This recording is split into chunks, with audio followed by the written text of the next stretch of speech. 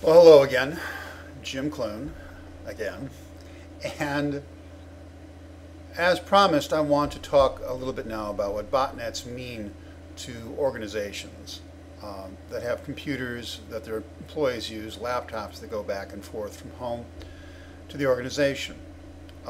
There's significant implications here as far as information security for those environments. Fundamentally, the issue for home computer users and organizations is essentially the same. You've got a computer that's sitting on your desktop that's under the control of somebody outside of your awareness, somebody on the other side of the world presumably, who is able to issue commands to it and use it for its purposes across the internet. It works fine, everything's cool, you're not noticing any problem, it's just not really your computer completely anymore. Well, you can imagine what this means in an organization. I mean, it's bad enough for a home computer user. In an organization, it can be a serious issue.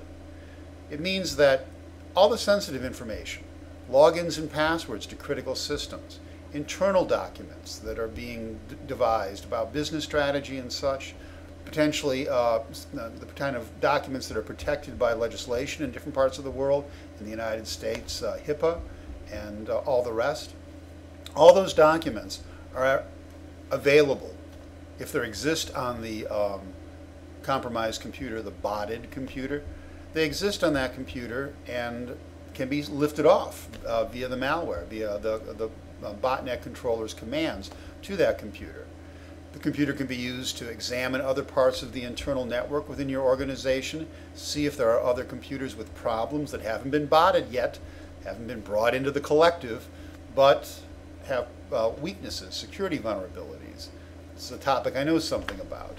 Windows computers, Linux computers, all of them, if they're not kept current for maintenance and are on a network with other computers, invariably wind up with a situation in which from one computer you can launch an attack that takes over the other computer and gives you control of it. I've done it, and everybody who works in the group and in the industry I'm in does this sort of thing on a regular basis.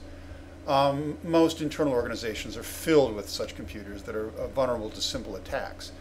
Now that the attacker has a computer that they control inside the organization, they can launch those kinds of attacks against other vulnerable computers and start taking them over. They might get other desktop or laptop computers. In a poorly configured environment, they might get a server that holds file information, that's a database server, that's a critical server for the organization. Once they have control over it via your computer that you've brought in that's infected, they can work on that computer, they can craft it in such a way that it too is under their control and begin to siphon information off. From what I can see, based on my reading and observation, and I have things to observe, a substantial, if not all American companies have this problem. And it's something that's not being talked about at all. It's a threat to every individual company, but it's an enormous threat, I think, to the countries in which those companies exist, particularly if they deal with sensitive defense industry issues, strategic infrastructure, that kind of thing.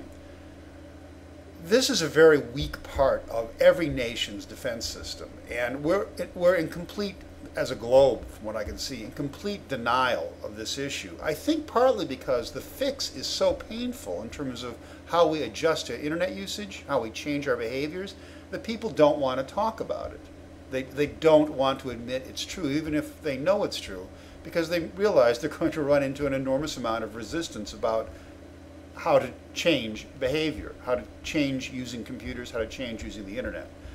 And so it's better to just shut up. For one thing, if you talk about it, you may interrupt a revenue model that's already in place for your company from customers. No one's going to want to hear that.